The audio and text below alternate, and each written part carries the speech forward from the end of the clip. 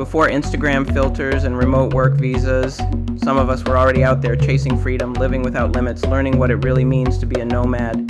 This is my story, 25 years across continents, mistakes, breakthroughs, and the life that came from it. Nomad before it was cool, where the journey is the lesson. The scorching summer heat left at the end of August.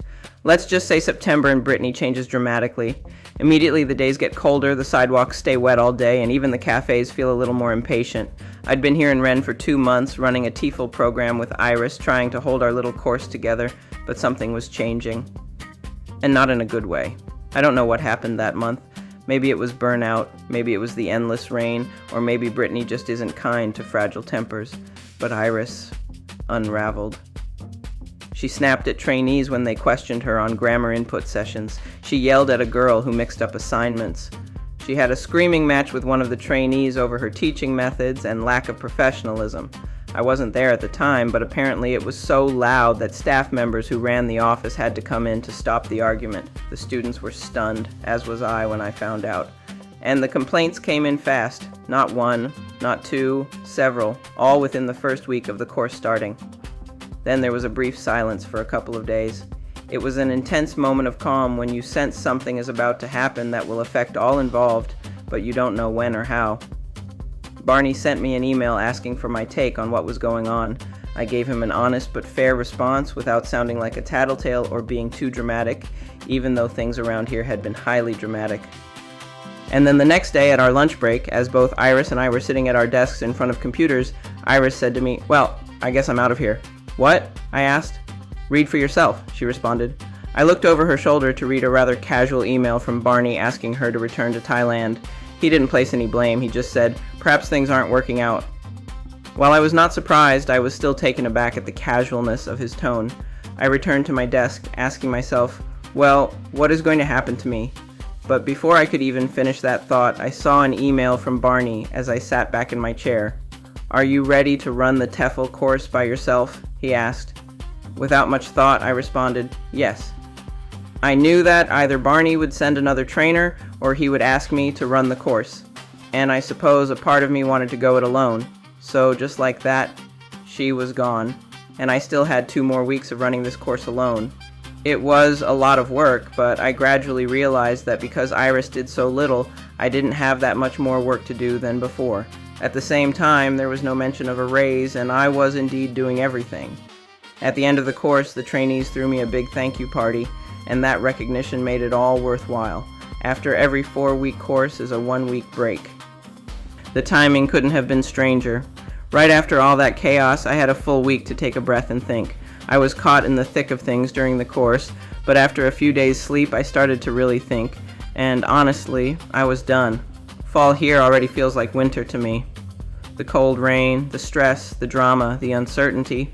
I didn't know if France was still the place for me. I thought seriously about leaving, packing up and going anywhere else. But then, out of nowhere, a memory came back. 7 years earlier, when I was still working in architecture, I volunteered on a farm in southern France for a vacation. I found myself in a tiny village in Languedoc-Roussillon surrounded by vineyards. Cicadas were singing all day. There were dusty roads that glowed gold at sunset, and I stayed on a farm in a stone farmhouse to help construct a barn with other volunteers from different parts of the world. Back then, I was always looking for things to put on my resume, and I thought combining a vacation with construction would look good. As soon as I got there, I met the team I'd be working with, and everyone was from a different country. But no matter what country we came from, everyone spoke English. I was the only native English speaker there, and the only one who didn't speak at least one foreign language fluently, and I felt pretty dumb. The schedule was reasonably easygoing. We'd get up, have breakfast, and then work from 10 a.m. to 1 p.m. Then we'd have a huge lunch served with pitchers of wine, followed by a short nap. And that's when things got a bit hazy. Sometimes there would be more work afterward, and sometimes no work. But I can't really remember if there was definitely work every afternoon or not, or if some of us just ditched work occasionally. We had all arrived individually, so none of us knew each other before, and we were all lodged in a gigantic room with bunk beds. The girls were on one side and the boys were on the other. On either side of the room were enormous windows. All you could see were rows and rows of vineyards surrounding the farm. and extending into the countryside. Close to me, bunk bed-wise, were two German girls, Karen and Anna. The way I see it, we had absolutely nothing in common, but I spent the majority of my time with them. These two were about 22 and were a lot of fun, but a bit strange, although then again, are fun people ever really ordinary? Not the really fun ones. And even though I only spoke in English, I learned a lot of random German words related to drinking, which came in handy in later wanderings through southern Germany. At some point during our stay, I'm not sure how, Karen and Anna met the son of a wine producer in the next village over, whose father was looking for extra hands to pick grapes. He invited them to spend a week in his father's vineyard, helping to harvest the grapes since they desperately needed the help. Anna and Karen asked me if I wanted to come along with them. While I'm really not into manual labor, I found myself accepting. Even though we were supposed to do more work on the farmhouse, Jean-Francois, the farmer, gave us permission to leave because, first of all, we were volunteering, and second, we would be helping out at his friend and neighbor's vineyard, so how could he object? Besides, we really didn't do too much work in the first place, as I recall. Despite being in the middle of nowhere, there was always some spontaneous late afternoon or evening activity to arise. One late afternoon, a bunch of us walked to the local swimming hole, for lack of a better word, to take a dip and cool off at the end of the day. There was a river, and at a certain point where it widened out, it was dammed up by huge boulders before a dramatic drop in grade. Being surrounded by trees made it a little oasis. The days were hot that September, so we stayed there for a long time. Beyond the trees, we caught glimpses of the sun slowly setting, and the cool water massaged our bodies. As people dove in and we splashed around, we realized that we had stayed a little too long. We began walking home. It was getting too dark, and it was difficult to find our way back. Luckily, we had one French girl with us who flagged down a huge farming truck, and after she spoke with the driver, everyone jumped in the back. I was clueless about what had just happened, as was the theme for this volunteer stay, but of course I jumped in the back without even asking questions. Everyone at least understood French if they weren't already fluent. I was the only one who understood nothing, so I often followed along blindly without putting up too much resistance. We climbed into the rear of the truck, which was open in the back and full of hay. As I was last to climb in, I found one narrow space to lie down next to Karen as the truck sped off almost as soon as I got in. Lying on our backs, we could see the sky. It was mostly dark, and there were no street lamps. Well, really, there were no streets, only dirt roads. On the way back, we could see every star in the sky and a crescent moon. I hadn't been this relaxed and carefree in a long time, and I was completely happy. At that moment, in the calm, with grassy fresh air in my lungs, I also knew it was important to me to speak more than one language. This experience made me realize how much I was missing out on in the world. Grape picking 101 began the next morning. Karine, Anna, and I were up early, waiting at the farm's gravel driveway to be picked up and head over to the vineyard. Pascal, the winemaker's son, showed up in his truck to collect us for the 20-minute ride to their property. In the early morning sun, the truck kicked up dust as we drove along dirt roads and through what seemed to be endless vineyards to get there. Soon enough, we approached a big stone house with what I could see was a small group of people standing in front. We got out with our things, and everyone stopped what they were doing to look at us. Well, I should say stare at us. Let's face it, the three of us were absolute giants compared to everyone else, but whoever this group was, it didn't concern us.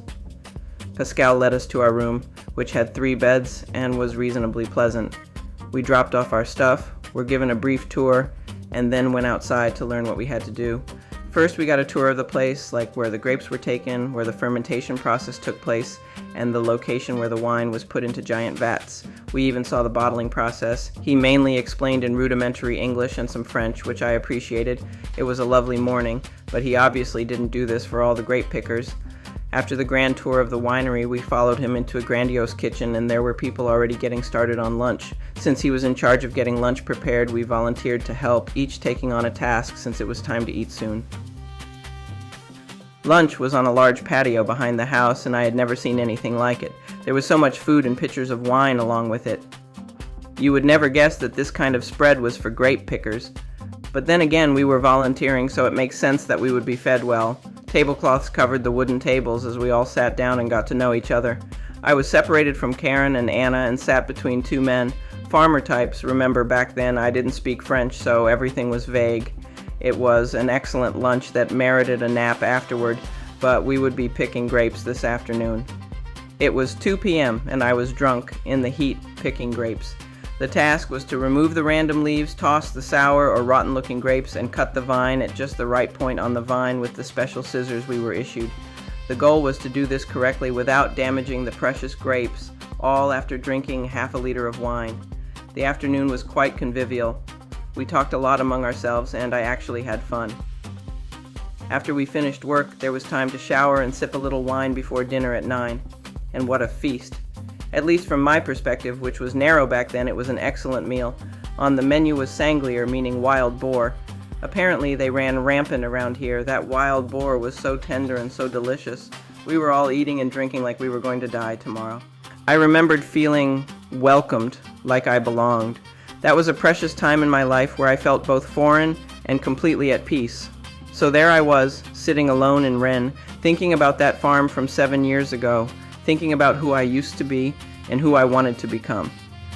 Maybe it was nostalgia, maybe it was fate, maybe it was the universe giving me a nudge. But in that moment, I realized something. France had tested me, but it also held pieces of my story that I wasn't done exploring. So I stayed. I stayed because sometimes the places that break you a little are the same places that rebuild you into someone new.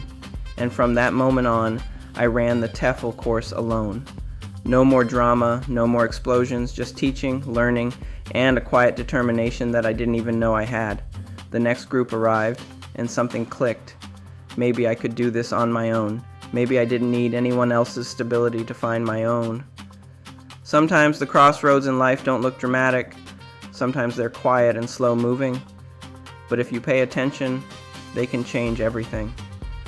I stayed in France, and that choice changed my life forever.